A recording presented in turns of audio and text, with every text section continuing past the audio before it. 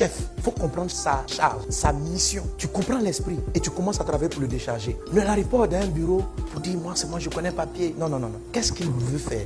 Quand tu vas travailler dans une entreprise, tu veux soumissionner un marché, écoute ce que le demandeur veut. Et quelquefois, tu vas comprendre même ce qu'il ne t'a pas dit. La soumission ne s'impose pas. Celui qui est soumis ne s'impose pas. Il convainc l'autre. Il essaye de l'amener progressivement vers ce qu'il estime. Parce que souvent, tu comprends ton domaine. Tu es un architecte, quelqu'un me dit, je veux une maison comme ceci, comme cela. Et comme tu t'y connais, tu vas dire, je vous assure, tel matériau est meilleur à tel endroit. Mais tu ne te veux pas me dire, moi je t'ai dit. Est-ce que tu connais l'architecture, toi? Alors j'ai dit. Non, non, non, non, non. Tu n'es pas soumis. Tu n'es pas en train de soumissionner. C'est toi qui veux que les gens se soumissionnent à toi. Te soumissionnent. Tu n'es pas en train de soumissionner.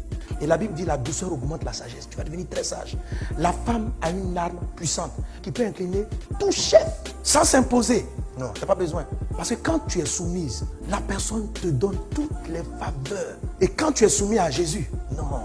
C'est pourquoi il faut faire des filles comme Delilah. Elle était soumise à Samson. Le gars, il a fini, il a frappé tout le monde dans le quartier, il arrive. C'est un dieu. La dame, c'est la douceur. Oh.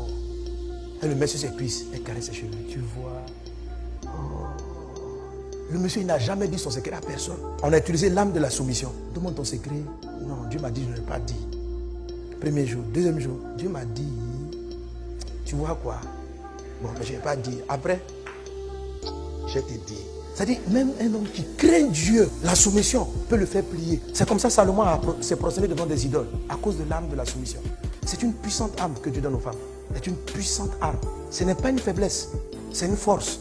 La soumission incline les hommes, quels qu'ils soient. Quand ton mari commence à te résister, pose-toi la question, est-ce que tu es soumise? Non, non, non, non, sérieux. Tu n'utilises pas les armes. Tu commences aussi à parler. Il parle, tu parles. Qu'est-ce que tu fais? Il crie, tu cries aussi. Tu dis. Tu n'es plus en mode soumission. Tu dois venir. Est-ce que tu peux parler à ton chef comme ça? Même s'il a tort, il y a une manière de parler. Fais ça dans ton foyer. C'est pour ça, dans ces moments-là, les gens, ceux qui n'ont pas la crainte de Dieu, les secrétaires les détournent. Parce que la secrétaire, elle est formatée pour être soumise à son patron. Elle commence à connaître ses goûts. À quelle heure il veut son café? Elle sent ça. Mais les femmes, elles s'en foutent. Faut dire ce que tu veux, on va aller. Et elle le décharge. Elle sait que à 16h35, il veut un petit café. Elle fait, et puis elle vient. Attends. Donc c'est tout ça là, ça le décharge. Maintenant, si elle est mal intentionnée, elle amène quelque part d'autre à manger le fruit interdit. Vous comprenez? C'est la soumission. Et il y a beaucoup de femmes, elles sont plus soumises. Elles obéissent, mais elles ne sont pas soumises. Tu veux manger, tiens ton repas. Voilà, mange. Tu as dit que tu veux manger à 21 ans.